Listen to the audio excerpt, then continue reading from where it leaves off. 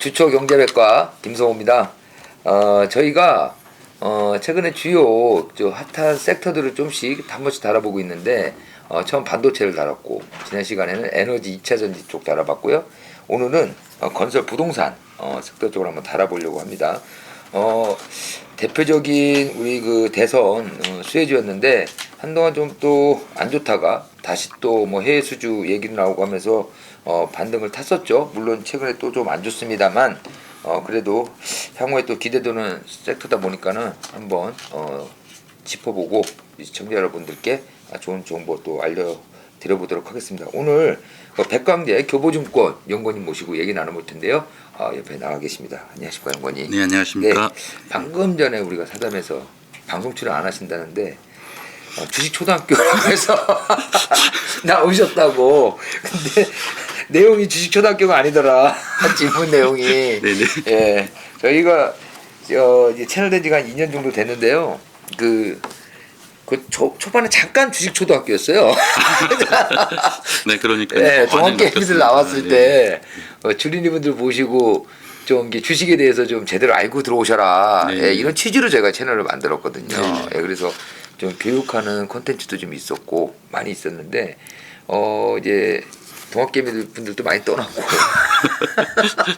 더 이상 신규 주린이들이 유입이 되지 않는 관계로 네. 좀 더 퀄리티는 높여보자라고 했지만 그래도 뭐 저희가 눈높이는 또 거기에 맞추고 있습니다. 그래서 네. 이게 또 오늘 귀하게 또 우리 연구원님 모시고 얘기 한번 나눠보려고 하는데요.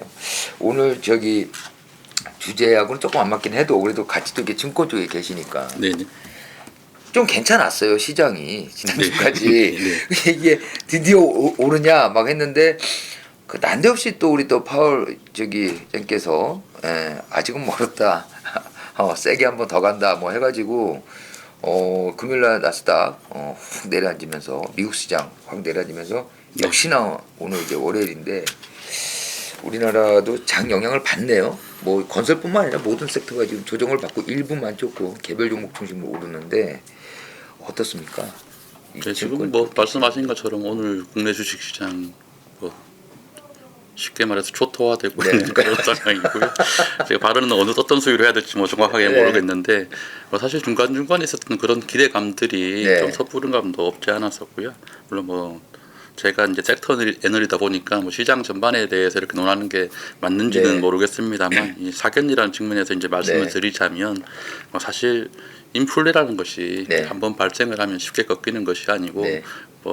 제가 증권회사에 있으면서 이런 말씀드리긴 조금 민망하긴 합니다만 네. 역사적으로 봤을 때는 항상 인플레는 조금 경제 위기로 마무리된 그런 네. 측면들이 있기 때문에 네. 물론 뭐 중간에 아직까지 위기에 빠진 상태는 아니기 때문에 네. 뭐 정부라든지 국제공조라든지 어떻게 통해 가지고 뭐 이 위기를 어떻게 극복할 것인가에 네. 대해서는 답은 나와 있지 않은 상황입니다만 네.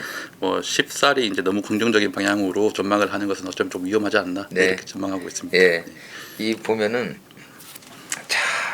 이 주시장이라는 게 어떻게 보면 그냥 이성적인 곳이잖아요. 네, 그렇죠. 숫자로 뭔가를 보여줘야 되고 숫자에 또 우리가 기반으로 해서 투자도 하고 여러 가지 전망들을 하는데 이 주식 관련된 댓글이나 아니면은 네네. 사담에서 얘기를 해보면은 전혀 이성과 동떨어진 막말들이 쏟아져 나오고 네네, 맞습니다. 당장 지난 주만 해도 댓글들을 보니까는 오를만 하니까 또 지랄한다 그러면서 왜 난데없이 나와가지고 뭔 소리 하는 거냐고 지금 전부 다들 막 흥분해갖고 얘기들을 하시던데 그만큼 돈이 달려있기 때문 아닙니까? 그렇죠. 사실은 뭐 주식시장, 부동산시장, 채권시장 모두 이게 기관 투자자들 같은 경우는 괜찮아요. 이 자산 배분이 잘 되어 있기 때문에 그렇죠. 뭐 그런데 일단 일반 개미분들이 좀 오해하시는 부분 중에 하나가 뭐 저희 애널리스트들이 글을 쓸 때도 항상 자산 부분이 기본적으로 되어 있다라는 관점에서 매일 매수 이렇게 그죠. 들어가는 거고 뭐 GDP 대비해서 우리가 이만큼 싸니까 사자 그죠. 이런 식인데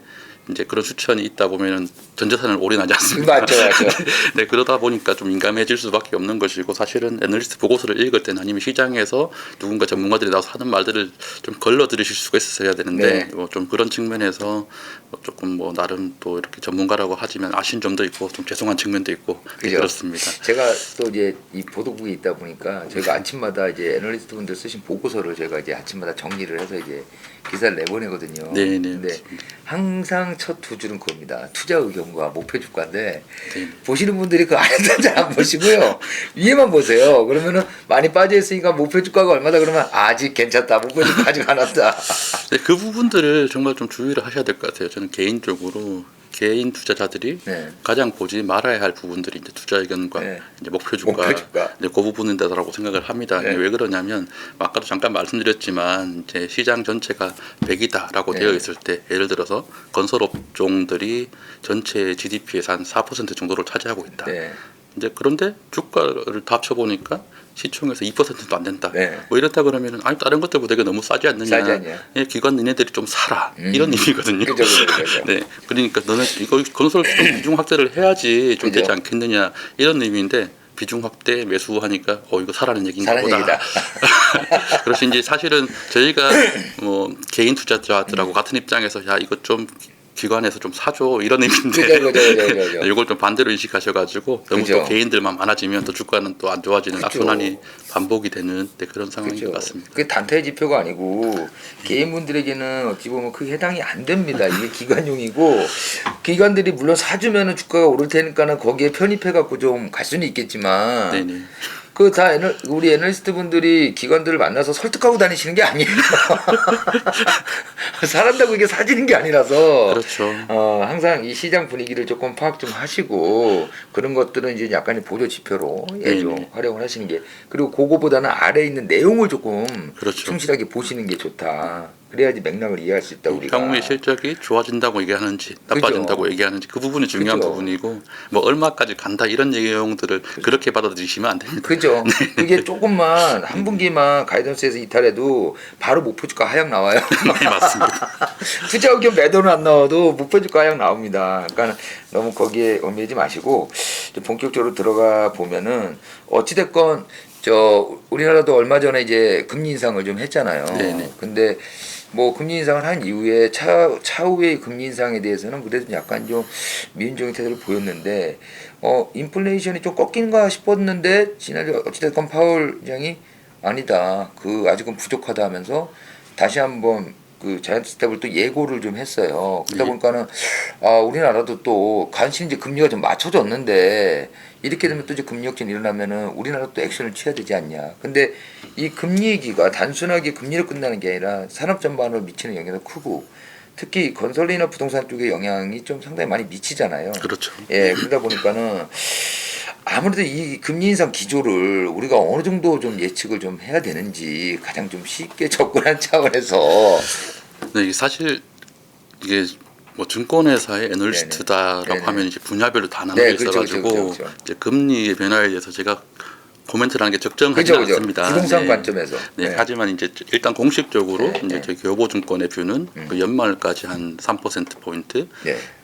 로 이제 기준금리가 마무리가 되고 네. 이제 내년 상반기에도 이제 상황에 따라서 주가 인상을 할 수가 있다. 네. 그 정도로 이제 판단을 하고 있는데 네. 뭐 사실 지난주인가요? 지난주인가요? 나왔었던 그 25bp 인상은 네네네. 시장에서 예상한 수준이었다라고 보고 네네네네. 있고 이제 다음 뭐 남은 금통위에서도 한 두 차례 정도 네네네. 25bp 베이비 스텝을 할 거다 이렇게 예상을 하고 있는데 일단 뭐 기존에 이제 인플레이션 정점에서 따랐다 이제 하락하면은 금리가 더 느리게 올라갈 것 같은지 아니면 뭐 내년에는 하락할 네. 수도 있다라는 전망들은 조금 섣부른 측면이 있다라고 보는 게 이제 저 같은 경우에는 금리 전문가는 아니지만 네. 일단 뭐 원자재 단에서부터 이제 산업 섹터를 보는 전문가이기 때문에 이게 좀 단계가 있습니다. 네, 네, 네. 이제 잘 기억하시겠지만 초기에 이번 인플레이션 사이클은 이제 원자재 단에서부터 시작을 했고 이제 네. 원자재 단이 이제 중국의 PPI, CPI에 순차적으로 영향을 미치고 네네네. 뭐 이런 부분들이 이제 생산자 단위에서 해외로 또 전이되면서 이게 미국과 한국으로 전이가 되고 이제 그 원자재 단에서의 인플레이션에 대해서 저희가 언급을 하기 시작한 게 뭐 위험하다라고 언급을 시작한 게 대략 한 올해 초반 네네. 뭐 이 정도라고 감안한다 그러면 실질적으로 이제 공급자 단에서 시작한 인플레이션에서 한 1년에서 1년 반 정도의 네네. 이제 시차가 있다라는 거죠. 네네. 물론 뭐 지금 다시 또 인플레이션이 조금 완화가 된다라는 부분들은 또 공급단의 얘기고요. 뭐 이 상태에서 소비자 단에까지 전이가 된 데까지 또 다시 또 시차가 필요하다는 네. 거죠. 그래서 이제 실질적으로 뭐 철강이든 알루미늄이든 뭐 원유가 됐던 이런 부분들이 지금 하락하고 있다라고 하더라도 저희가 소비자 단에서의 이제 그 물가 상승에 미치는 영향들은 당분간 지속적으로 이어질 부분들이기 때문에 네네. 이제 그 금리 이게 고점을 쳤다라고 해가지고 금리 인하로까지 이어지는 좀 너무 좀 그 기간을 단축해버린 경향이 있다라는 거고 뭐 그렇기 때문에 향후에 그런 뭐 PPI 단에서 좀 안정이 보인다라고 하더라도 이게 당장 금리 인하로 이어질 수 있다라는 기대는 조금 천천히 네. 보셔도 되지 않을까 맞습니다. 생각하고 있습니다. 이게 아마 그제도 그렇고 미국장도 그렇고 우리나라 정도 이렇게 빠지는 게 당장의 어떤 금리 인상 여파라기보다는 현관에서는 내년쯤 되면 금리를 내릴 수도 있겠다라는 좀 생각도 했었는데 그게 사실상 지금 뭐 없어졌다. 네네, 이런 거에 맞습니다. 대한 꽤 상당히 길게 가겠다. 이것 때문에 아마 더 지금 힘들어하는 것 같은데 근데 뭐 그걸 저걸 떠나서 저희 오늘 제가 점심 먹으면서 얘기 들어보면은 금리가 자꾸 올라가니까는 아무래도 영끌족들 난리가 났어요. 지금 난리가 났는데 고정금리 그 갈아탔다가 그 고정금리로 탔는데 그 혼합형 있잖아요. 네네네. 고정금리 한 5년 하고 그 뒤로 변동금리로 바뀌는 네네. 그게 한 5년 정도 되는 게 2016년에 그렇게 많이 바뀌었다고 하더라고요. 네네 그래서 맞습니다. 이게 이제 돌아오면 이게 폭탄이다 진짜. 뭐 이런 얘기들도 많이들 하고. 사실은 그래도 이제 기존에 뭐 한 4, 5년 전에 매수를 하셨던 분들 같은 경우에는 뭐 자산 가격 자체가 또 올라갔을 워낙 많이 테니까. 올라와 있고 뭐 현재 시점에서 이제 매도가 된다라고 하더라도 충분히 이제 이익 구간이 있기 때문에 뭐 큰 문제는 아닐 거다라고 생각을 하고 있는데 네. 이게 시장에 아까 뭐 잠깐 말씀드리다 빼먹고 지나가 버렸는데 이제 신규 분양이라든지 뭐 이런 측면에서는 오히려 더 큰 영향을 미칠 거다라고 생각을 해요. 그리고 이제 20년, 21년 동안에 그 연끌하셨던 부분들, 근데 금리라는 것들이 물론 뭐 굉장히 다른 요소들과 많이 복합적으로 영향을 미치지만 뭐 부동산 시장만 딱 놓고 본다 그러면 이제 이 전반적인 수요 억제에 이제 굉장히 큰 역할을 하게 됩니다. 뭐 네. 예를 들어서 이제 서울의 중위 가격이 뭐 10억이다, 12억이다 이렇게 말들이 많은데 작년에 이제 아파트를 하나 살 때 네. 이제 10억짜리 아파트를 내가 10억에 샀다라고 생각을 하잖아요. 네네네. 4억 정도 대출을 끌어안고 네. 샀는데 이제 2년이 지난 시점에서 보니 이제 4억에 대한 이자를 내가 30년 동안 한 2억 정도만 갚으면 되겠지라고 생각했는데 금리가 2배 이상 올라 버렸어요. 그러면서 이제 총 갚아야 되는 금액이 이제 14억이 되는 거예요. 이자 지불하는 금액이. 뭐 그렇게 되면 뭐 사실 명목 가격은 그대로인데 이제 저는 돈을 더 많이 주고 산 셈인 거예요. 그죠. 그만 반대로 얘기하면 가격은 그대로지만 가격이 빠진 것과 똑같은 입장이라는 거고 그죠. 신규로 사야 되는 사람들 같은 경우에는 실수요자들 같은 경우에도 가격은 똑같은데 하고 총지불금액이 다르면은 이 가격이면 도저히 못 사겠다 이렇게 그죠. 수요가 이제 감소할 수밖에 없는 그런 영향이 되는 거고요. 그렇기 때문에 이제 대출금리 인상이라는 것은 좀 거래량 감소에 영향을 미칠 수밖에 없는 상황이고 뭐 이 말은 건설 측면에서 본다 그러면 아무래도 이제 신규 분양 자체가 좀 힘들어지는 그런 상황. 뭐 그렇기 때문에 이제 미분양도 좀 늘어나고 물론 뭐 지역별로 회사별로 차이점은 있겠습니다만 이게 지금 현재 시점에서의 전반적인 거래량 감소에 미치는 가장 큰 요소 중에 하나가 이제 대출금리다라고 보시면 될 것 같고요. 그죠. 그래서 공급으로 부동산 가격 잡는다 해가지고 공급 쪽에 많이 신경도 쓰고 했었는데 이런 상태에서도 공급까지 늘어지면 기존은 더 힘들 것 같은데 어찌됐건 간에 윤석열 정부가 그 얼마 전에 첫 이제 부동산 대책 발표를 이제 했잖아요. 근데 이제 뭐 일기 신도시 뭐 재정비도 하겠다 뭐 종부세 문제 등등으로 좀 많이들 사회적 갈등이 있었는데 이번에 뭐 그러니까는 계획만 있고 구체적인 액션은 빠졌다 뭐 이런 얘기들도 많이 있었잖아요. 네네. 일단 집권가에서 보는 대책에 대한 어떤 평가는 어떻습니까? 일단은 뭐 다른 사람들하고 얘기를 많이 안 해봐서 시장 평가는 이제 정확하게 모르겠는데 근데 저 같은 경우에는 일단은 이번 정부의 임기 동안에 그냥 이런 방향으로 추진을 하겠다라는 내용이고 이제 세부 내용은 뭐 9월 달부터 이제 다시 순차적으로 발표를 하겠다 정도로 이제 받아들이고 있는데 제가 조금 의문을 가지고 있는 것은 이제 저희 시장 그러니까 국민들이 이 정부에 바라고 있는 방향이 이제 시장 안정책인지 시장 부양책인지에 대해서 이제 좀 구분을 해주셨으면 좋겠어요. 이제 제 기억으로는 지난 정권에서 워낙 이제 주택 가격이 많이 올라서 이제 조금 뭐 시장 안정화를 위해서 뽑으신 분들도 있고 네네네. 아니면은 규제 완화를 통해서 가격을 더 올리기 위해서 뽑으신 분들도 있고 양쪽이 다 존재하는 것 같은데 네. 뭐 예를 들어서 이번에 좀 얘기가 되고 있는 뭐 일기 신도시라든지 네네네네네. 종부세라든지 이런 부분들은 그 부양책에 대한 아쉬움이다라고 이제 보여지거든요. 근데 한 분도 이제 이쪽에서 물론 뭐 선거 기간 동안에는 뭐 그런 규제 완화에 대한 언급은 있었지만 또 반대로 좀 어쩌면 조금 모순될 수도 있지만 부양에 관련해서 말을 한 적이 없거든요. 네, 네, 오히려 안정화. 그렇죠. 네, 뭐 그런데 뭐 여튼 어쨌든 이게 이건 조금 너무 위험한 내용이. 제가 정권 정책에 대해서 얘기하는 게 맞나 모르겠는데 아니 다 하실 수 있지 않습니까? 이거 어쨌든 사계님입니다. 저희 회사의 입장과는 아무런 상관이 없고 네.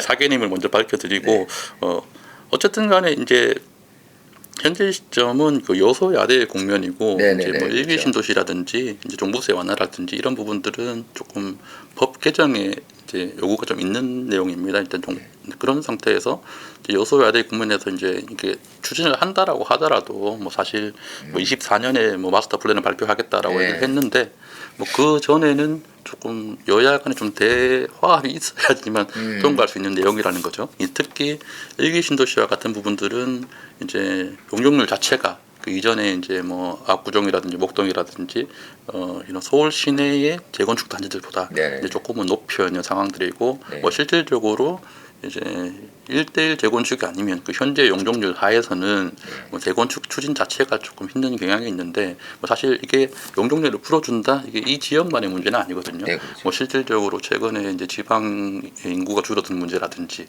아니면은 뭐 사실 뭐 또 공급 부족의 문제라든지 근데 분당이라든지 이런 좀 좋은 일기 신도시 위치에 입지해서 이쪽 용적률을 늘린다라는 말은 인구가 유입된다는 말이고 뭐 그런 측면은 여야를 떠나가지고 타 지역의 국회의원들이 과연 동의를 할 수 있는 내용인가 뭐 이런 부분에 대해서도 좀 다각적으로 고민을 해야 된다는 부분이고 뭐 사실은 여기에 대해서는 그래서 이제 타 지역들의 국회의원들의 지역 주민들의 이해까지도 구해야 되는 부분이기 때문에 지금 당장 이제 그런 뭐 법을 국회를 통과시킬 여력이 없는 이제 정부에서 뭐 이렇게 해주겠다라고 이제 말을 한다라고 하더라도 이게 뭐 통과되기 쉽지 않은 부분이고 그런 부분들에 대해서는 좀 더 이제 정치권에서 좀 정치적으로 뭐 화합해서 해결해야 될 필요가 있겠다 이렇게 생각을 하고 있습니다.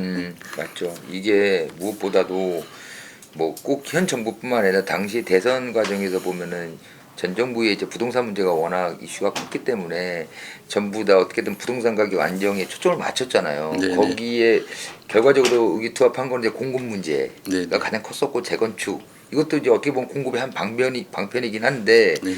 근데 그러다 보니까 이제 그 당시에 대선 수혜주로 건설 쪽이 확 이제 올랐었단 말이에요. 네네, 근데 맞습니다. 어느 순간 갑자기 이 현 정부 들어와서 물론 아직 초반이긴 하지만 부동산 얘기가 쏙 들어가고 오히려 뭐 재건축이나 이런 부분들이 현실적인 문제에서 자꾸 지지부진해지고 하니까 이거 얘기와 다르다. 이거 왜 얘기와 다르지? 하다가 보니까 이게 스스스스 이렇게 됐단 말이죠. 근데 이제 뭐 공급 문제도 보니까 뭐 여기저기서 자꾸 공급 얘기를 하지만서도 예전에 우리가 그 이명박 정부 때 한번 공급을 한번 세게 한번 해가지고 효과를 좀 본 적은 있지만 그것도 한 2년 정도 하다가 제가 이제 안 했던 기억이 나는데 그러니까 어느 정도 시장 플레이어들 사이에서는 내성도 좀 생겼다. 정부에서 추진하는 것들이 과연 얼마나 끈기 있게 갈 것이며 그때만큼 화끈한 공급책이 나올 수 있을까. 당시에 막 그린벨트도 풀고 막 난리도 아니었잖아요. 근데 지금 이렇게 몇만 호 정도 이렇게 해가지고 하는 게 과연 공급에 어떤 영향이 이게 부동산에 얼마나 영향을 끼칠 수 있을까. 최 말단에 우리 같이 이제 그런 상황을 보고 투자하는 주식 투자자들에서는 과연 이 건설주가 계속 갈 수 있을까. 뭐 이런 이제 의구심도 좀 생기더라고요. 아무리 정책에 있어서는. 뭐 일단은 일반적으로 이제 건설사들이 균형이다라고 말하는 이제 공급 세대수 정도가 있습니다. 그게 한 전국에 연간 30만 호 정도 이제 공급을 하면 균형이다라고 보는데 뭐 실질적으로 한 250만 호에서 270만 호다 그러면 이제 뭐 연간 한 50만 호 정도를 공급하겠다라는 그런 의미잖아요. 근데 뭐 사실 해봐야 알겠지만 뭐 일단 이게 당장 내년부터 50만 호가 들어갈지 뭐 그런 부분들은 뭐 조금 지켜봐야 되겠습니다만 이제 제가 시장에서 바라볼 때 좀 바라보는 부분들은 그게 270만 원을 하겠다 이런 네. 부분들이 이제 공급 부족을 전제로 깔고 네네, 들어가는 그렇죠. 부분들인데 뭐 실질적으로 한 2010년대 후반에서 한 네. 2020년까지는 실질적으로 공급 부족이 있었다라고 지금 판단을 합니다. 네네, 네네. 그런데 이제 그게 이전과는 어떤 차이가 있냐면 뭐 예전 같은 경우에는 물리적으로 공급 자체를 안 해서 생기는 공급 부족이었다라면 뭐 실질적으로 최근에는 뭐 입주 물량으로 공급 부족을 이렇게 말씀하시는 분들이 많은데 그게 아니라 이제 2013년 이후로 이제 재건축 현안이 40년에서 30년으로 완화된 이후로 이제 서울 지역의 재건축이 좀 활발해지면서 생겼던 멸실 이런 부분들이 이제 사실은 그 누적된 공급 부족을 키운 경향이 있다라고 저는 판단을 하고 있는데 이제 그런 부분들이 재건축을 하면 방금 말씀하신 네네네네. 것처럼 이제 일반 분양분까지 있으니까 이게 하면 공급이 늘어나는 거 네네. 아니냐라고 생각하시죠 일반적으로. 그런데 그게 아니라 실질적으로 재건축은 멸실류로 건축 기간들이 있기 때문에 네. 한 2년 정도는 멸실만 늘어나는 구조라는 거죠. 이제 그게 이제 재건축이 전반적으로 이어지면서 공급 부족의 누적분들이 한 2010년대 후반때 크게 누적이 되었다가 사실 뭐 기억하시겠지만 그 2년 전에 그 민간 분양가 상한제를 네. 이제 시행을 하게 되면서 좀 관리 처분 인가가 끝난 아파트들이 단체로 이제 좀 멸실 위주가 네. 되었습니다. 뭐 실질적으로 딱 그 시점을 기점으로 해서 이제 그런 누적을 시켜봤을 때는 이제 공급 부족이 끝났다라고 생각을 해요. 그래서 이제 뭐 최근에 보시면은 뭐 매물이 쌓여간다, 전세 물량이 쌓여간다 이런 네네네. 뉴스들이 보실 수가 있는데 그게 조금씩 이제 공급 과잉으로 전환이 돼서 누적이 되어 가는 과정이 있는데 뭐 사실 개인적으로는 현재 상태에서 이제 더 이상 공급 부족이 아닌데 이제 이 250만 원, 270만 원을 하는 게 맞느냐에 대한 좀 의문을 좀 가지고 있어요. 그런데 일단 그런 부분들에 대해서 이제 얘기하시는 부분들이 뭐 정부 관계자든 아니면은 뭐 시장 전문가든 없기 때문에 아마 그 추진은 잘 하지 않을까. 네, 그렇게 된다면 뭐 다시 사실은 한 4, 5년 후에는 좀 주택이 좀 시장에서 좀 많이 남을 수도 있겠다. 뭐 네. 이런 전망을 하고 있고요. 뭐 그런데 뭐 여튼 이제 그런 정부 주도의 공급이 일어나게 되면은 뭐 사실은 또 시장에서 조금 오해하시는 부분들 중에 하나가 이게 시행사와 시공사 뭐 이렇게 나눠져 있을 때 네네네네. 퉁쳐가지고 이게 집값 올라서 건설사들이 다 먹는다 이렇게 네, 말씀하시는 그죠, 분들이 그죠, 있는데 그죠. 뭐 사실은 이제 시공사 같은 경우에는 일반적으로는 이제 노급 공사만 하면 그죠, 그죠, 쌓여주고 이제 시행사가 이제 분양에 대한 이익을 가져가는 그런 구조가 되는데 뭐 정부주택 공사가 늘어나는 부분들은 이제 시공사의 그 안정적인 마진을 이어진다는 측면에서는 충분히 호재일 수 있겠습니다만 뭐 이런 시행의 시공을 다 하는 경우에 이제 미분양이 늘고 공급이 과잉이 되면 뭐 사실은 마진적인 측면에서 굉장히 안 좋아질 수도 있는 부분이 그죠, 있기 그죠. 때문에 이제 그런 부분들은 뭐 마냥 이제 호재다라고 할 수는 없고 이제 뭐 이전 정부는 공공주도 이번에는 좀 민간이 할 수 있는 부분들은 민간이 하자 뭐 이런 부분들이 생겼을 때 뭐 사실 시장이 꺾인다라고 하면은 민간 주도의 사업은 조금 딜레이 될 가능성이 더 높다 네, 이렇게 네. 보고 있습니다. 어찌됐건 정부의 정책이 당초의 정책대로 그대로 간다고 하면은 건설사일 때 뭐 나쁠 건 아니죠. 나쁠 네, 건 아닌데 그렇습니다. 이제 문제는 여기 하나 이제 변수가 생긴 게 최근에 이제 원자재 가격들이 엄청 올랐잖아요. 네네. 특히 무슨 뭐 시멘트 값도 막 오르고 그러다 보니까는 이제 뭐 직접 하부단에서 이제 뭐 이런 여러 가지 반발들이 이어지고 있는데 그런 걸로 이해하면 아무래도 이제 건설업계는 수익성이 떨어질 수밖에 없는 이제 상황이 발생을 하는 거고요. 그러면 이제 향후 뭐 이제 분양가 상승 뭐 등등 해서 주택 사업까지 영향도 줄 수 있을 것 같다는 생각도 들고 이런 것들이 지금 원자재 가격 상승이 아무래도 건설사나 이 건설업종 관련주들에 있는 상당히 좀 영향을 많이 주고 있는 거는 사실이라고 좀 볼 수 있을까요? 네, 일단 올해 상반기와 뭐 길게 봤을 때 이번 3분기까지는 좀 영향을 미치는 이슈다라고 생각을 하고 있고요. 조금 다행스러운 것은 뭐 시멘트, 레메콘 같은 경우에 연간 협상이 끝난 상황인데 뭐 실질적으로 한쪽 축이라고 있는 뭐 철강이나 철근제와 같은 이제 네네네네. 그쪽의 인플레이션 같은 경우는 좀 굉장히 많이 완화가 되고 네. 이제 상반기 때까지 수출을 하지 않았던 중국산 철강 제품까지도 이제 네네. 수출이 좀 정상적으로 되면서 안정이 되어지고 있는 그런 부분들이 있어서 일단 뭐 3분기부터는 그 원자재 가격의 영향은 조금 완화가 될 것이다 이렇게 판단을 하고 있고 물론 뭐 근데 꼭 원자재뿐만 아니라 최근에 이제 인플레이션이 전반적으로 퍼지면서 이제 노무비라든지 인건비, 맞죠. 노무비 관련된 부분들 그리고 또 금리 인상 이런 부분들도 조달 비용 증가를 의미하기 때문에 실질적으로 이제 건설사라든지 아니면은 뭐 시행시공사의 이익을 위해 가지고는 분양가를 조금 상향을 해야 되는 뭐 그런 상황이 있는 건 사실입니다. 하지만 뭐 잘 아까도 계속 비슷한 내용이 나오고 네네. 있는데 이제 분양가 상향을 하기 위해서 이제 시장의 수요가 맞춰질 수 있느냐 그렇죠. 뭐 이런 부분들이 조금 그런 부분들이 있는데 그렇기 때문에 지금 최근에 이제 이게 미분양이 발생하는 부분들이 굉장히 좀 차별화돼서 나오고 있는 네. 양극화가 되는 과정들이 보여지고 있는데 이런 것들이 결국은 원자재 가격 상승과도 이제 영향을 미치고 있다라고 판단을 하고 있고요. 근데 실질적으로 건설사의 이익에 미치는 영향은 그 분양 시장에 미치는 영향보다는 조금은 작다 이렇게 판단을 하고 있고 이게 왜 그러냐면은 이제 전체 총 사업비가 있을 때 이제 그 원재료가 전체 이제 마진 비용에 차지하는 비중 자체가 대략 한 30% 가까이 됩니다. 이제 네. 그 중에서 이제 뭐 철강이라든지 시멘트라든지 이런 이제 공사 초기 단계에 투입되는 부분들이 각각 한 15%씩 해서 이제 총 비용의 30% 정도 되기 때문에 여기에서 레미콘이 이제 뭐 가격이 한 50%, 뭐 100% 올랐다. 네. 근데 실질적인 원가 마진율 부분에서는 이제 회사마다 조금 다르긴 합니다만 이제 공공이 포함된 건설사들 같은 경우에는 대략 한 1에서 2%.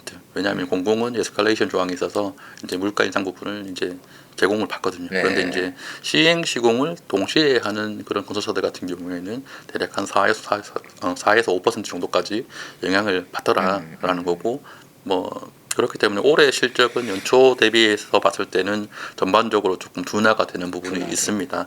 이제 그런데 이게 원자재 가격 자체가 안정이 되고 뭐 물론 뭐 시장의 기대치는 못 미쳤지만 그 이제 그 민간 분양가 상한제의 분양가 요구를 조금 완화시켜서 네네. 대략 한 4% 정도 인상을 해주겠다 뭐 이런 부분들이 이제 상반기에 발표가 됐었었는데 뭐 그것까지 영향을 같이 받는다 그러면 다시 좀 스프레드가 이제 4분기 정도부터는 개선될 여지가 있다라는 거죠.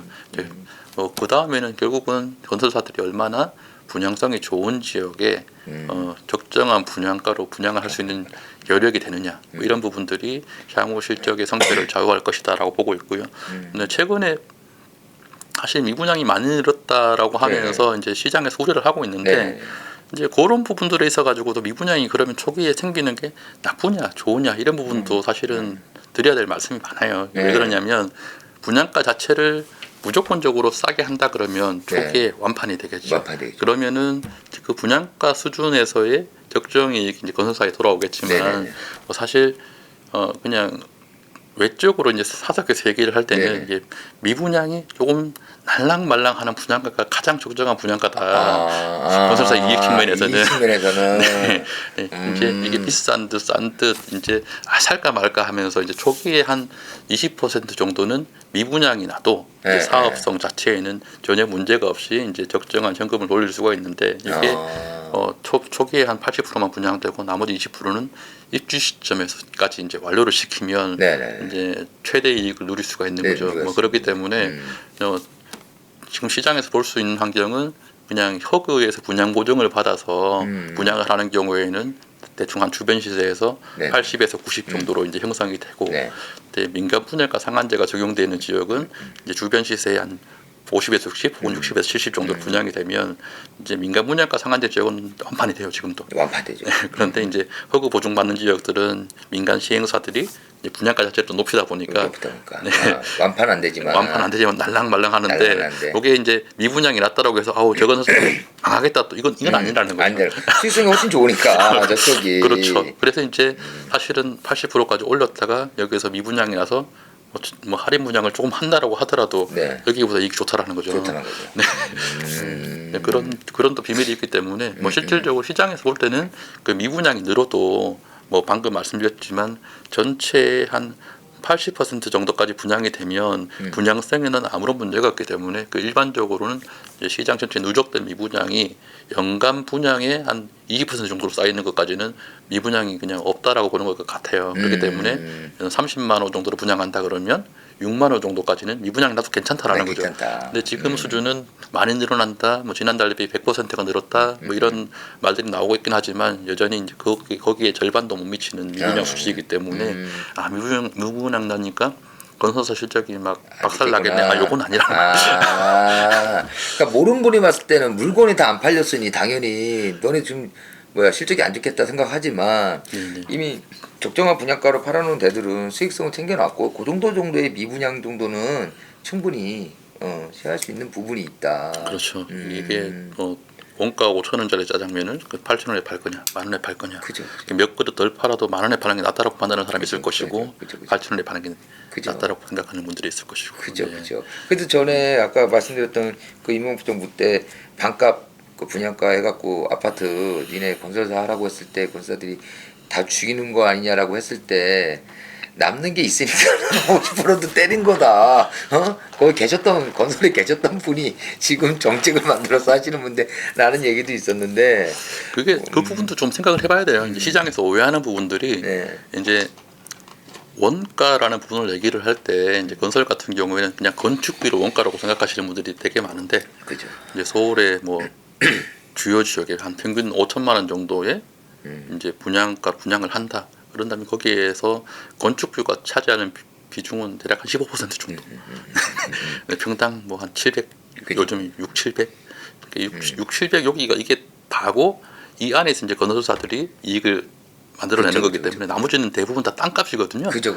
네, 그렇다면은 결국은 땅을 굉장히 싸게 확보를 하면은 땅값에도 가능한 거죠. 맞죠. 네. 그렇다고 해서 이제 700이 단순 건축비를 깎을 수는 없어요. 그죠. 그건 깎기도 힘들고 그래서 이제 반값 분양 아파트의 비밀은 땅에 있지 이제 건축비에 있지는 않다. 맞아요. 네, 반대로 이제 뭐 인플레이션 때문에 원가가 많이 올랐다, 더블이 올랐다 그렇다고 해서 이제 분양가 5천이 1억이 되는 게 아니라 이제 700, 2,400이 되어서 이제 그죠, 한 그죠. 5,500, 5,700 이렇게 되는 거라는 거죠. 그죠. 이게 예전에 보면 김포나 이런 신도시에 보면 네네. 아니 저기 초반에 미분양 나고 그러는데 왜 이렇게 건설사들이 저기 아파트 계속 지어댈까 막 이런 고민했는데 보면은 땅은 미리 예전에 이제 싸게 사놨을 거고 그렇죠. 예. 맞습니다. 이제 지어놓으면은 다 뭐 완판 안 돼도 충분히 그 예전에 다 했던 것들로 인해서 수익이 충분히 나니까 네, 맞습니다. 계속 지을 수 있는 그런 구조가 되는 거다. 또 이런 부분이 있었습니다. 어쨌든 원자재 가격, 금리, 미분양 여러 가지 등등이 겹쳤지만 최근에 조금 그래도 좀 괜찮은 소식이 다 들린 게 이제 해외 수주 쪽 얘기가 좀 많이 네네. 들리잖아요. 특히 뭐 사우디 신도시 이쪽 뭐 프로젝트 보면은 그 뭐 왕세자 또 뭐 방한한다고 그러고 확실히 이제 기름 나는 곳이다 보니까 좀 돈을 많이 버는데 하여튼 이런 것들 때문에 그런지 몰라도 최근 한 달 새에 그 건설업종 지수라든가 뭐 건설 ETF도 마찬가지고 좀 수익률이 괜찮아요. 네네. 그래서 이 해외 수지 모멘텀이 좀 더 갈 수 있을지 네, 예. 뭐 가능하다라고 보고 있고요. 단지 이제 뭐 누군가가 아주 훌륭한 대단한 사람이 네네. 왔다 뭐 그런 것 때문에 이제 사우디 왕세자가 너무 많아가지고 오면은 네. 이분이 그분이니까 네, 그런 부분 때문에 주가가 오르는 건 조금 뭐 테마성이 강하다라고 이제 보고 있고요. 뭐 실질적으로 이제 중동 시장이 좋아지는 부분은 있고 아까 잠깐 말씀드렸지만 이제 국제 유가가 이제 80불 이상을 유지를 시작한 지가 대략 한 네네네. 2년 정도가 됐어요. 네네네. 이제 결국은 중동의 산유국들 같은 경우에는 그 유가 자체가 재정의 자립도라든지 투자 여력 이런 부분들을 의미하는 부분이기 때문에 유가가 초기에 올랐을 때는 이게 얼마 정도 유지가 될까 뭐 이런 부분들 때문에 이제 투자 판단을 내리기가 쉽지 않은데 이제 보통 최종 투자 판단을 하는데 한 1년 정도가 걸리고 그게 이제 발주로까지 이어지는데 대략 한 1년 정도가 걸려서 이제 2년 차부터는 일반적으로는 이제 해외 수주가 이제 늘어나는 경향들이 있습니다. 뭐 그렇기 때문에 시기적으로 봤을 때 이제 올해 한 4분기 정도가 되면은 네네. 뭐 실질적으로 발주가 늘어날 것이다. 뭐 또 그런 상황이 왔으니까 또 이렇게 해외로 다니면서 여기 와서 이제 뭐 신도시가 됐든 뭐 정유화학 공장이 되었든 한번 지어보자라는 이제 이런 것들을 고위층에서 나와서 말씀을 할 수가 있겠죠. 근데 이제 이런 부분들이 뭐 사실은 뭐 현재 시점에서의 주가 흐름을 움직이는 그 부분들은 조금 테마성이 강하고 여기에서 발주가 올해 말부터 이어진다 그러면 네. 수주 같은 경우에는 이제 내년 하반기 정도는 돼야지 이제 좀 늘어나는 수주가 생길 거예요.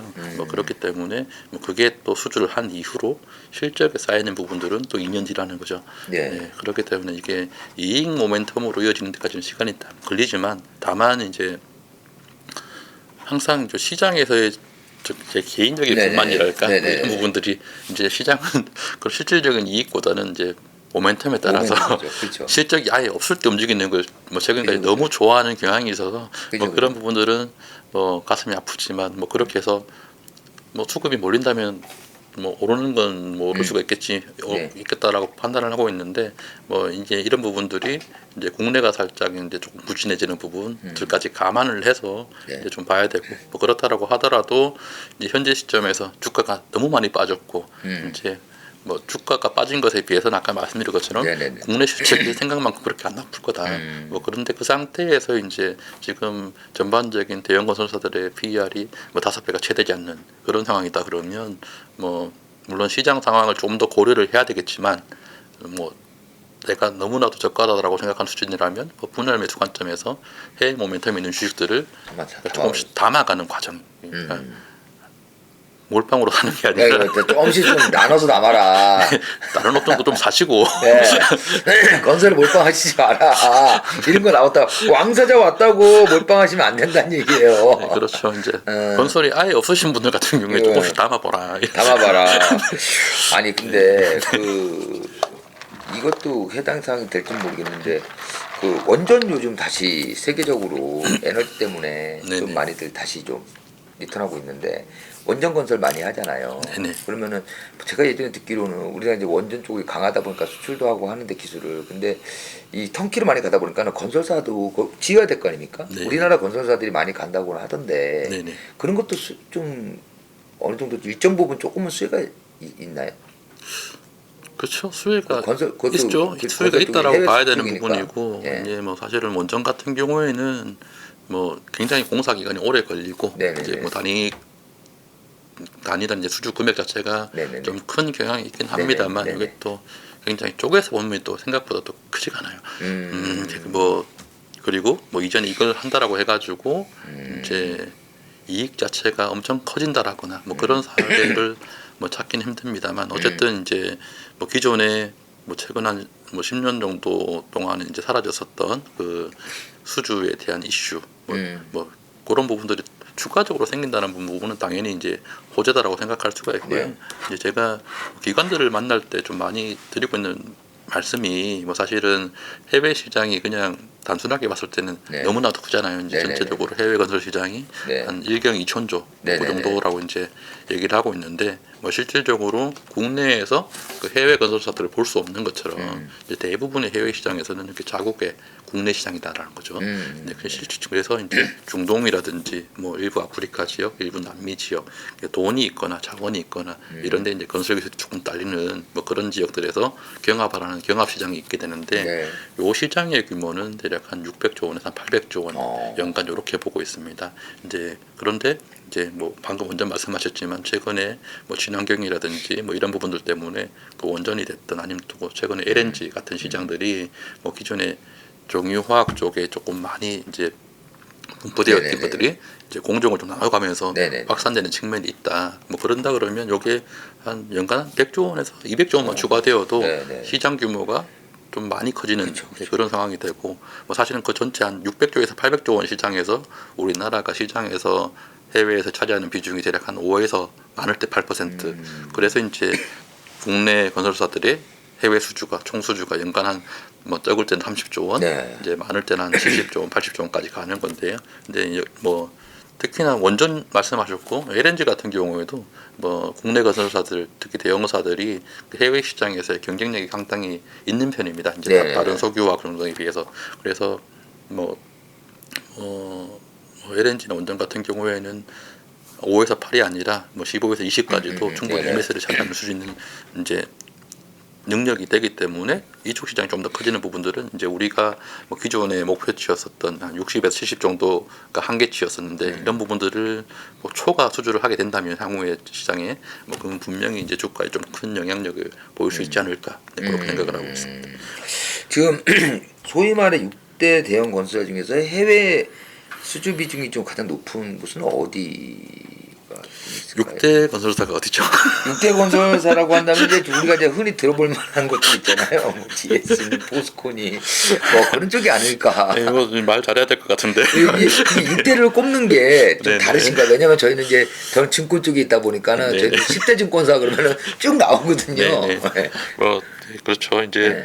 일반적으로는 뭐 또 대표주라고 불리는 그 현대건설 그리고 네네네네. 현대건설을 얘기할 때는 또 자회사로 있는 현대인지니어링 네네네. 뭐 같이 포함이 되기 때문에 이쪽 이제 현대건설과 현대인지니어링이 그 해외 비중이 높고요. 물론 최근에는 국내 주택 시장이 워낙 많이 좋아져 가지고 네. 예전보다 나아지긴 했습니다만 이제 엔지니어링 붙어 있는 회사들은 또 특히 이제 해외 비중이 높습니다. 물론 네. 반대로 이제 또 다른 축에는 또 삼성물산과 삼성 엔지니어링이 네. 그 해외 비중이 높겠죠. 이제 그 외의 부분들은 최근에 국내 비중 좀 많이 높아졌고 네네네. 이제 해외 시장을 뭐 안 하고 있는 건 아닙니다만 어쨌든 뭐 대림, GS, 대우, 뭐 SK, 뭐 포스코 뭐 이런 쪽들도 뭐 일정 수준 이상은 이제 해외 포션을 이제 가지고 가고 있는 그런 상황입니다. 근데 막 잠깐 말씀드렸던 것처럼 뭐 현재 시점에 최근 몇 년 동안에는 그 해외 수주가 굉장히 크게 증가한 쪽은 없습니다. 뭐 없죠. 그냥 향후에 이제 좋아질 거다라는 네. 부분이 있고 이제 해외 수주라는 부분들이 이제 국내에 있는 국내 산업 기업들이 이제 해외 투자를 할 때 그쪽에 자회사로 있는 건설사들이 이제 그쪽 현지에서 공사를 하는 부분들도 해외 수주로 잡히기 때문에 네. 뭐 그런 차이가 조금 있고요. 뭐 실질적으로 잘 아시는 부분에서는 아무래도 뭐 현대와 삼성 이런 쪽들이 이제 해외 수주 비중이 높다 이렇게 보시면 될 것 같습니다. 아무래도 국내하고 해외를 따져보면 수익성 차원에서는 국내가 마진율이나 수익성은 훨씬 더 높죠. 좋죠. 좋죠. 해외 쪽은 아무래도 여러 곳에서 경합하고 하다 보면은 좀 많이 좀 다운해서 떠야 되는 것도 있을 거고. 이게 시장에서 오해하시는 부분이 시장 규모 자체도 국내가 더 큽니다.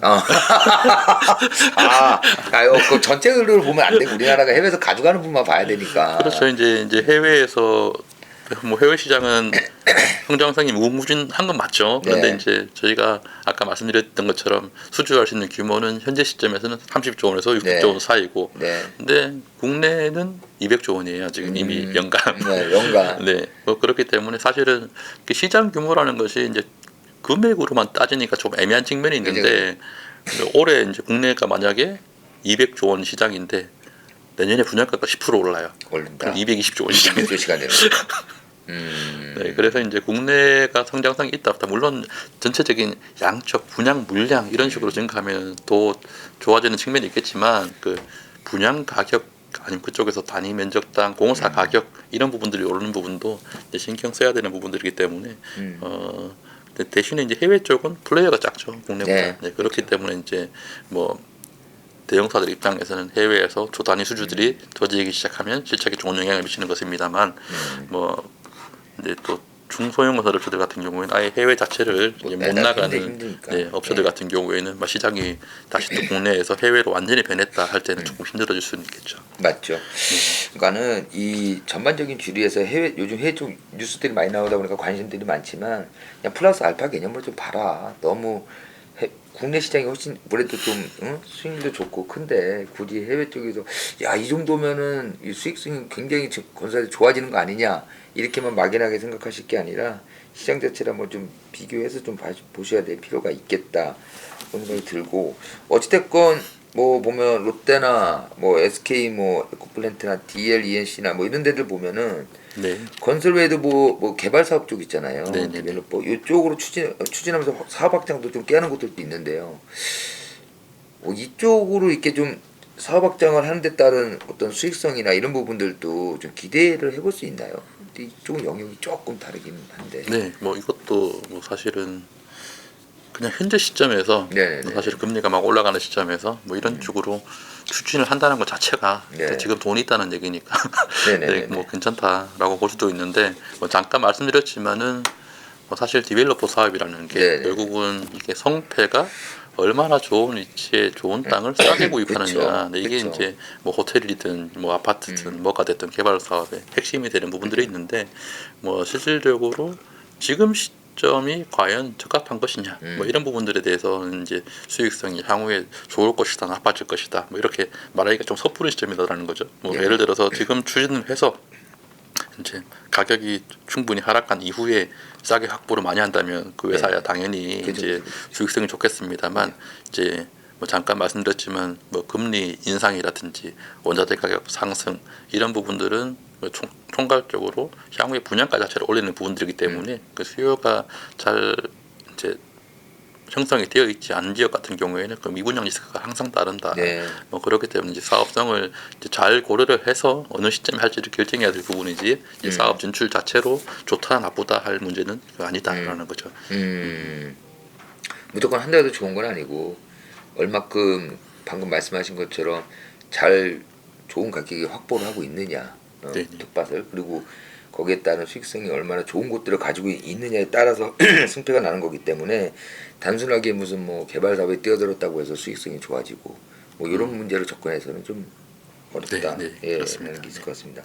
그 어찌됐건 주가 측면에서 보면은 대형 건설사들 주가가 좀 최근에 또 다시 좀 많이 빠진 상태이긴 하잖아요. 네네. 예, 거기다가 어떻게 보면은 역으로 생각하면 밸류에이션 매력이 좀 생겼다고 볼 수가 있는 건데 뭐 네네. 굳이 건설뿐만 아니라 원자재 아니면 건설 중장비 여러 분야를 확대해 봤을 때 지금 아무래도 이제 좀 커버하시는 종목도 좀 있고 하실 테니까 네네. 어머님 좀 매력 이 기업은 조금 매력적이다라고 하는 기업들 좀 있을까요? 아니 뭐 연구님의 탑픽도 좋고 좀 굉장히 좀 어려운 질문인 것 같아요. 사실은 늘 이제 탑픽에 추천할 종목들이 있습니다만 이게 지금은 사실은 바텀업 시장이 아니라 이제 네. 매크로 시장이고 이제 뭐 파월의 말 한마디에 네, 주가가 네. 이렇게 급변동을 하는 그죠. 시장이기 때문에 뭐 여튼 뭐 그리고 건설주들이라든지 관련주들 자체가 이제 굉장히 오랜 기간 동안 많은 조정을 받아와서 뭐 사실은 이게 각 개별 업체들의 이제 다른 추가적인 매력들을 고하는 게 좀 굉장히 어렵습니다. 왜 그러냐면 뭐 실질적으로 뭐 시총 비중 자체가 너무 줄어서 이제 투자자들이 이제 기관 투자자들이 매수를 할 때 이제 바스켓으로 담든지 아니면 대표주를 담든지 이런 상황이다 보니까 이제 종목 자체들의 이제 그 개별 모멘텀 자체를 받는 경우가 그렇게 많지를 않아서 그래서 현재 시점에서는 전부 다 싸요. 지금 현재 다 싸다. 전부 다 싸서 네. 이제 뭐 그냥 계속 그동안에 나눴던 대화를 바탕으로 보자면 네네네. 지금 현재 시점에서 주택 부분에서 이제 실적이 나쁘지 않으면서 해외 쪽이나 원전이나 LNG 쪽에 이제 강점이 있는 회사들을 고르는 것이 좋을 것 같은데 네네네. 이제 그게 모든 관점에서 공통되는 업체들이 이제 있습니다. 이제 그게 뭐 특히나 대형사들 중에서는 이제 원전 쪽에 강한 회사 하면 또 현대건설, 삼성물산, 대우건설, LNG 쪽에 강점 있는 회사, 특히 강점 있는 회사들 대우건설, 또 삼성물산, 현대건설. 현대건설. 해외 쪽에 강점 있는 회사, 현대건설, 삼성물산, 대우건설. 네. 거기다 국내까지 포함하면은 현대나 뭐 이런 쪽도 국내 많이 하잖아요.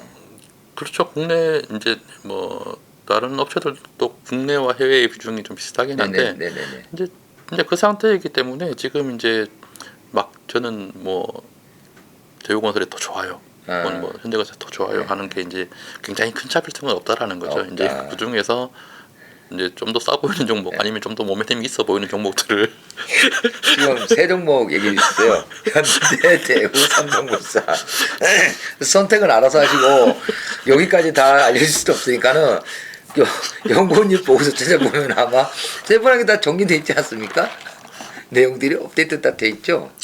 업데이트가 다 되어 있습니다. 근데 네. 이제 뭐 그러니까 이제 뭐 저 같은 경우에는 개인적으로 계속 말씀드렸지만 이제 저는 모멘텀이 있는 종목보다는 조금 늦게 가더라도 밸류가 있는 종목을 밸류가 좋아해요. 예. 그래서 이제 상방에 열리는 종목보다는 하방에 좀 닫혀 있는 종목들 뭐 그런 쪽들을 사는 게 현재 시점에서는 이제 더 안전하다라고 생각을 하는 거고 뭐 조금 천천히 갈 수는 있겠습니다만 또 계속 말씀드린 게 갈 때도 다 같이 가더라. 그죠, 맞죠. 네, 그러니까 지금 이제 하락장 특히 금리 급격한 금리 인상 위험한 시기에 조금 더 보수적으로 안정적인 투자를 하자 뭐 그런 관점인데 근데 뭐 그런 상황에서도 이제 모멘텀 있는 회사들은 뭐 시장의 하락과는 상관없이 또 주룩주룩 올라가는 경우가 좀 많습니다. 뭐 그런데 개인적인 성향상 저는 이제 좀 위험 회피 성향이 강하기 때문에 이제 보고서를 쓸 때도 이제 뭐 이익이 나는데 액면가에 다 근접해 있다든지 아니면은 이제 배당과 관련해 가지고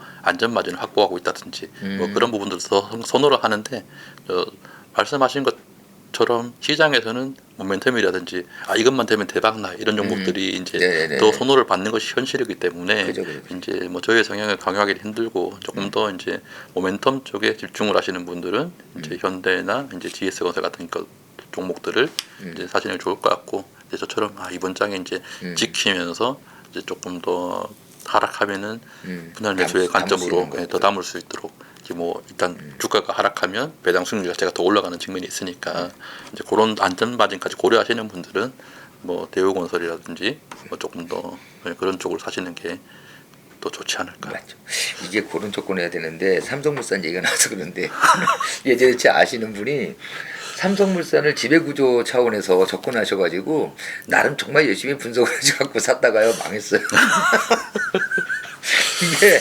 이걸 삼성이 그 지배구조 문제로 엮어서 삼성물산이 제일 위에 상단에 있고 뭐 여러 가지 따지시더라고요. 시나리오 열심히 그리시다가 지금도 뭐 많은 시나리오가 그러니까요. 나오고 있죠. 네. 그러니까 순수 건설이면 건설로만 가지면 좋겠는데 저 다른 양념적인 이슈들이 끼다 보면은 본질과 다르게 그렇죠. 이제 가는 경우들이 가끔 있더라고요 보면. 그렇죠. 이제 단기적으로 좀 주가가 좀 많이 오르면서 뭐 일시적으로 버블이 생기기도 하고, 그죠. 네, 그런데 결국은 또 본질을 따라가기 때문에 그죠. 이제 그 상태에서 뒤늦게 뛰어드시는 분들은 항상 문제지 않습니까? 그죠. 부동산도 마찬가지고. 그죠. 그래서 이제 저는 항상 뭐든지 싸게 사는 거에 주목을 해야 된다라고 생각을 해요. 이제 장기적으로 이렇게 하루 이틀만 투자할 게 아니고 뭐 이제 싸게 사는 거에 주목을 하시는 분들은 좀 망하기가 어려워요. 그렇죠. 네. 그싼 포인트, 싼 초점을 정확히 아셔야 되는데 이게 지금 확실히 뭐 주식시장이 이제 보릿고개잖아요. 굉장히 힘든 시장이기도 하고 소위 말해 전문가라는 분들도 투자하시다가 뭐 쉬거나 아니면 잠시 떠나 계신 분들이 속출을 하고 있는데 이럴 때일수는 어떤 분들은 그러더라고요. 이런 장에서 오히려 피가 끓는다. 그래서 기회다. 드디어 왔다. 큰 돈만 기회 왔다. 이렇게 하신 분들도 있지만 극히 일부 그 대다수의 분들은 어떻게든 간에 이 장에서 좀이라도 이제 현금 확보하고 좀 피해를 덜 볼까 뭐 하루마다 이렇게 떨어지는 걸 매일 봐야 되니까 막 조바심나서 못 살겠다 하시는 분들 있잖아요. 근데 그런 분들에게는 아무래도 좀 이때가 좀 싼 시점이다 생각해서 싸게 좀 모아가면서 결국 주시장이 또 우상향하는 시기가 또 오니까 그때 한번 노려본 것도 나쁘지 않다. 예, 부탁되고 그럼 그 싼 지점이 언제냐고 그건 찾으셔야죠. 그거 공부하셔갖고 종목을 계속 보셔야지. 그거 다 알려줄 수는 없는 거고 뭐 건설 종목들이 건설사만 놓고 보면은 그렇게 많지는 않잖아요. 네, 예. 아니죠. 그렇지는 않습니다. 아 그래요? 네, 상장사가 이게 많지는 않은 거지. 네네 상장사 기준으로 보면은 그렇게 많지는 않잖아요. 그 세부단으로 이제 들어가면은 건설하고 이제 관련주들 뭐 하부단에 계속 있는 이제 기업들이 워낙 많다 보니까 장비도 그렇고 모든 사람이 그렇지만 한번 공부들을 한번 또 해보시면 그렇게 건설회사가 이렇게 기업에서 접근을 해보면 그냥 뭐 우리가 사업 보고서를 뜯어보잖아요. 굉장히 좀 어려운 기업입니까 공부하기? 공부하는 부분은 자체는 어렵지는 않습니다. 근데 공부를 한다고 해서 알 수가 있는 기업이 우리가 이제 주식 초등학교다 보니까 이제 들어오셔갖고 섹터 공부를 하신 분들이 있는데 예컨대 보면은 증권사다, 증권주다. 그럼 증권사는 들어와서 이렇게 수익 어떤 사업들을 하고 이렇게 보지 않습니까? 그러면은 막히는 부분들이 있거든요. 이건 뭐 옛날같이 리테일 이렇게 딱 나눠주시면 상관없는데 증권사도 하는 게 많으니까. 근데 건설사 같은 경우는 우리가 딱 들어가 보면 용어에 좀 헷갈릴 수는 있어도 사업 구분 자체가 이게 되게 좀 어렵다. 그렇지는 않을 겁니다. 굉장히 쉬운 편이고 특히나 이제 국내의 우리나라 국민분들은 대부분 다 부동산 전문가들이시기 때문에 이제 조금만 읽어보시면 알 수 있지 않을까 싶고요. 아니 뭐 미차가동들도 건물 갖고 있는 분들이 많은데 뭐 많을 텐데요. 한번 이렇게 사업적으로 보셔도 이렇게 어려운 부분은 좀 아닌 것 같아서 다만 이제 한 가지 좀 팁을 주신다면, 그러니까 뭐 잘 아시는 분들이야 워낙 잘 알지만 처음 이제 주식을 이제 전설주를 담으려고 하는 분들에게 팁을 주자면은 요 부분은 꼭 놓치지 마. 요 부분은 기본으로 좀 보고 들어가라. 하는 게 좀 있을까요? 제 건설주도 뭐 중요한 문제긴 합니다만 네네네. 이제 특히나 주식에 대해 가지고 이제 매수 종목을 고려를 네네네. 하실 때 이제 저 같은 경우에는 뭐 후배들한테 그런 말들을 항상 해요. 이제 그 확률의 영역에 투자를 좀 하지 말고 이제 조금 뭐 확실한 거에다 좀 투자를 해라. 이제 확실한 게 이제 뭐가 있느냐라고 한다 그러면 뭐 사실 뭐 이건 후배들한테만 하는 얘기긴 한데 네네네네. 일단 뭐 어떤 저는 모든 투자 상품에 이제 본질적인 그 내재 수익률이 있다라고 생각을 하는 사람입니다. 이제 그게 뭐 현금에 같은 경우, 은행 같은 경우에는 예금은 금리, 이제 채권도 채권 수익률이 따로 있죠.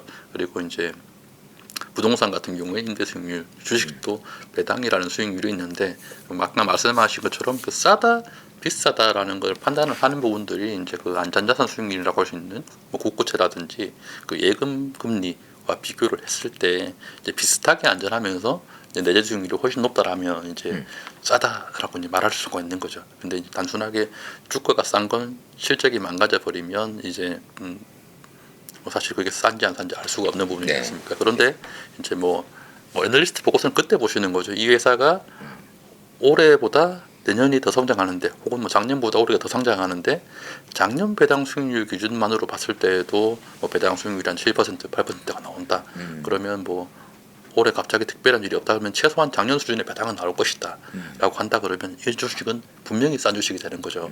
이제 그렇죠. 그래서 이제 실적이 좋아진다, 나빠진다는 또 일반 개인들이 판단하기 힘든 거니까 그럴 때에 이제 작년보다 배당이 좋아지는지 판단하고 이런 부분들은 참고를 하시면 좋을 것 같고, 그게 이제 뭐 건설이 됐든 다른 금융사들이 됐든 이제 배당을 주는 회사들 싸다 비싸다 판단할 때 그렇게 하시면 될 것 같고, 반면에 뭐 어디에 투자를 이제 조금 더 확률적인 측면, 뭐 이번 삼상만 통과를 한다면 뭐 그런 부분들을 뭐 비난할 생각은 전혀 없습니다. 이제 그 부분 또 성향이고 또 빠른 네. 걸 좋아하시고 또 빨리 벌 수 있는 것도 사실이니까요. 근데 네네네.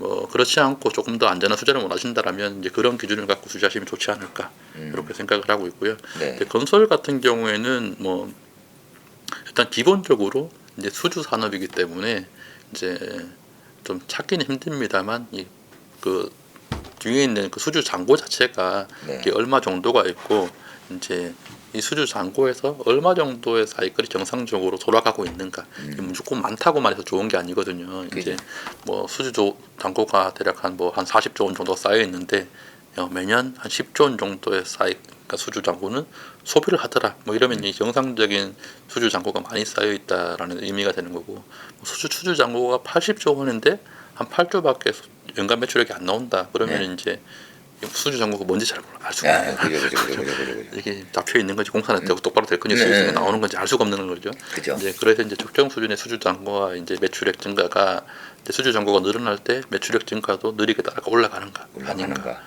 잔고가 늘어나는데 매출액 줄어든다. 야. 이거는 뭐 저거는 좀 이상하다. 저 잔고 저거 수주가 아주 제대로 수주는 됐는데 제대로 하고 있는 건가? 똑바로 잡은 게 맞는가 이렇게 의심이 될 수 있다는 거죠. 그런 경우에 갑자기 또 계약 취소 뭐 이런 식으로 나오면서 갑자기 매출액이 차감이 되면서 잘 나가던 실적이 어느 순간 좀 큰 손실로 돌아오고 뭐 이런 경우도 생길 수가 있기 때문에 뭐 기본적으로 그 정도는 좀 체크를 하시면 좋지 않을까 그렇게 생각을 하고 있습니다. 일반 수직계도 매출 채권이나 뭐 이런 것들 좀 뭐 이렇게 숨겨져 있는 것들 좀 있을 수 있으니까 뭐 건설에서 아까 이제 방금 말씀하신 그런 수주장구 같은 것들 좀 눈여겨 좀 보시고 매출하고 연동해서. 네네. 예.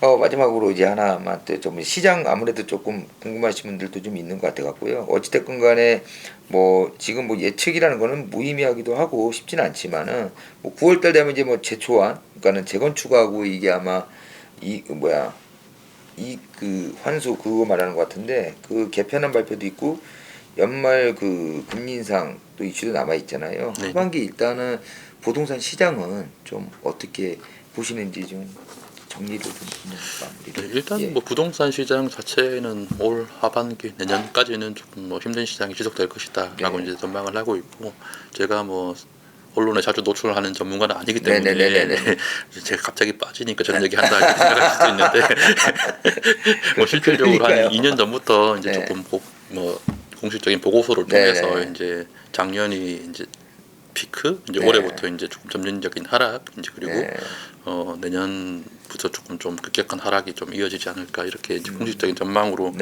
유지를 하고 있고요. 뭐 사실은 이런 부분들이 이제 그 투자의 근본이 되는 부분, 결국은 수익률이 그리고 이제 수급, 공급 과잉 뭐 이런 부분에서 비롯되는 부분들이기 때문에 네. 지금 현재 정부 정책이라든지 이런 부분들이 이제 전반적인 방향성에 대해 가지고 이제 바꾸거나 할 수는 없는 상황이다.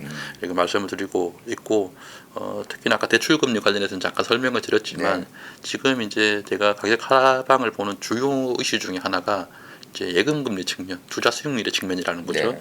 아까 뭐 잠깐 말씀드렸지만 안주는 자산 수익률보다는 이제 투자 상품의 수익률이 항상 높아야지만 이게 네. 최소한 적정 가격이다라고 네. 얘기를 할 수가 있는데 뭐 예를 들어서 하나 설명을 드리자면 뭐 최근에 반포 지역의 모 아파트 같은 경우에 가격이 한 40억 정도다. 네네네. 이제 야구 이제 네. 예를 들게요. 그런데 네. 이제 그 동일 아파트의 이제 전월세 가격 중에서 이제 보증금이 가장 낮은 게 네네. 대략 한 뭐 600이라고 가정을 하겠습니다. 네네네. 근데 이게 뭐 실질 수치하고 거의 같을 거예요. 네네네. 네. 그러면은 지금 현재 연말까지 안 갔을 때 예금 금리가 대략 한 3에서 3.2% 네. 1금융권 기준으로 나오지 않습니까? 그럼 제가 40억이 없습니다만 있다라고 가정을 할게요. 네네네. 그런데 이제 40억으로 이 집을 살 거냐, 이제 월세를 살 거냐, 네. 거주를 하는 건 똑같습니다. 그런데 네네네. 이제 이 집을 사는 경우에 내가 네. 잃게 되는 기회비용은 안전자산 수익률로도 3.2%면 대략 한 1억 2천만 원 정도 네네. 되죠. 네네네.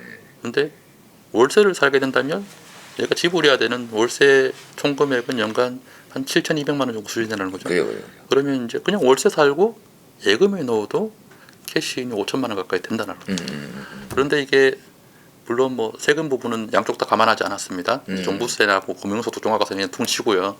취득세 부분 1억 4천만 원도 이제 뭐 빼겠습니다. 그런데 연말 금리가 기준금리가 3%가 되면 이제 그 예금금리 안전자산 수익률 기준으로 4%가 될 거고 네. 그렇게 되면 기회비용 자체가 1억 2천만 원이라는 거죠. 1억 6천만 원까지 1억 올라가게 6천만, 됩니다. 예. 그러면 거의 한 연간 1억 정도의 손해를 보게 되는데 뭐 이렇다 그러면 사실은 뭐 이걸 균형까지 맞추기 위해서라면 이제 월세를 올리든지 아니면 집값을 하락하든지 해야 되는데 이게 강세장이다 그러면 월세를 올릴 수가 있을 겁니다. 네네네네네. 그런데 이제 실질 소득이 증가하지 않고 대출 금리가 올라가는 상태에서 이런 다른 투자 상품이 있을 때 혹은 이제 공급 자체가 좀 충분해졌을 때 다른 대체 지역이 있을 때 과연 이게 가능할 것인가라고 네. 봤을 때는 물론 뭐 최근에 월세의 뭐 인상 얘기들이 나오고 있긴 하지만 네네. 적정 수익률까지는 올라가지 못할 것이다라고 보는 네. 것이고 그렇다 그러면 투자 관점에서 이걸 접근하려 그러면 이 가격이 내리지 않는다라고 한다면 적정 가격이 내리지 않는다라고 한다면 투자 가치가 없어지는 거죠. 네. 그렇기 때문에 이게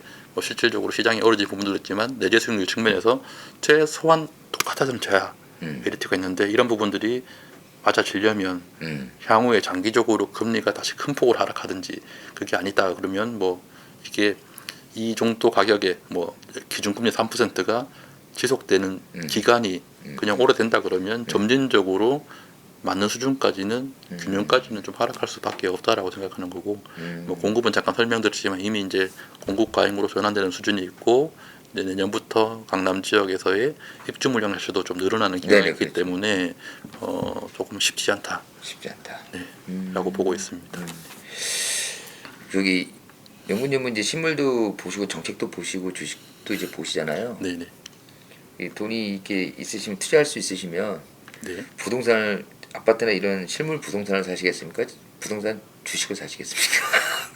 저는 뭐 결국은 나중에는 뭐 진짜 뭐 제가 나중에 금전적으로 괜찮을 거라는 데 의심한 적은 한 번도 없습니다. 이제 앞으로도 괜찮아질 걸 확신을 네. 하게 되는데 저 같은 경우에는 개인적으로 레버리지 투자를 별로 좋아하지 않습니다. 네, 네. 뭐 그렇기 때문에 실질적으로 특정 수준의 자산을 쌓을 때까지는 부동산 외에 다른 것들을 활용을 할 것 같아요. 아 일단은 뭐 같이 있어도 일단은 시드를 만들어야 되니까 이제 충분히 그러기 위해서는 접근 방식은 주식이 이제 아무래도 조금은 좀 네네. 편할 테니까. 이제 부동산도 당연히 이제 끌고 가야 되는 부분이 네. 있는데 뭐 현재 시점에서 우리 많은 분들이 이렇게 너무 빨리 돈을 벌기 위한 거에 집중을 하고 계시는 것 같아요. 네. 물론 뭐 시기적으로 다시 또 공급 부족 시기가 오고 뭐 다시 또 저금리 시기가 오면 네. 저도 어디선가 학계 투자를 하고 있을 수도 네. 있겠죠. 근데 네. 지금 상태는 그런 상황은 아닌 것 같고 아니고. 뭐 물론 지금은 주식도 위험한 상태입니다만 일단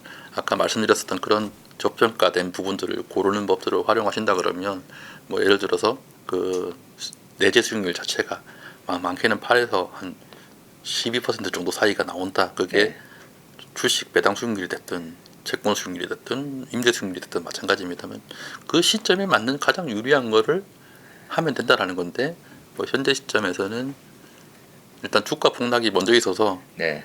이제 배당 수익률이 좋아진 것들이 굉장히 많이 먼저 발생을 했더라라는 부분이고 이제 임대 수익률은 수도권 외곽까지 나가도 아직은 이제 4% 정도 수준. 네. 이제 핵심지는 안전자산과 역전 이런 상태이기 때문에 지금은 부동산에 우선 순위를 두고 있지는 않다. 안타. 네네. 근데 뭐 다시 또 가격 하락이 결국 수익률 상승이니까요. 이제 다시 또 이게 정상화되는 시점이 온다 그러면 네.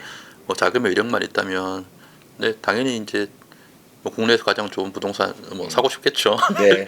지금은 뭐 그럴 수 있는 상황은 아니고요. 네. 그래서 왜 여쭤봤냐면은 우리가 가장 이상적인 그 가정을 보면은 와이프는 부동산하고 남편은 주식하는 곳이라고 하던데 이거 다 하시는 거잖아요. 그러니까요. 영원히 혼자서 주식도 하시고 부동산도 하시고 아 이분들은 어떻게 처리하실까 그게 궁금했던 거고. 뭐 사실 제가 여기서 이렇게 말해도 솔직히 말씀드리면 저 가족도 못 말려요. 맞죠. 맞습니다. 네. 아 이게 어찌됐든 간에 부동산이라는 것이 모든 사람들이 관심은 있지만 막상 또 이 파고 들어가다 보면은 정책도 너무 수시로 바뀌고 네. 굉장히 따져봐야 될 것도 많고 굉장히 어려운 분야인 거는 좀 네, 확실하다. 맞습니다. 예, 네. 그래서 항상 관심만 두지 마시고 추가로 또 특히 주식에 관심 있으신 분들은 회사들에 대해서도 좀 잘 알아보시고 좀 짧은 호흡보다는 긴 호흡으로 좀 접근하시면서 보시면은 나중에 좀 좋은 결과를 얻지 않을까 이런 생각이 듭니다. 오늘 연구원님 말씀 너무 고맙고요. 저희가 또 좀 이 본래 취지에 맞게 주식 초등학교에 맞게 주린이를 데려다 또 이제 할 계획도 좀 있어가지고 네네. 그럴 때는 순수 주린이를 대상으로도 한번 교육 좀 한번 아, 건져줘야 부탁드리겠습니다. 오늘 시간 내주셔서 감사합니다. 네, 감사합니다. 고맙습니다.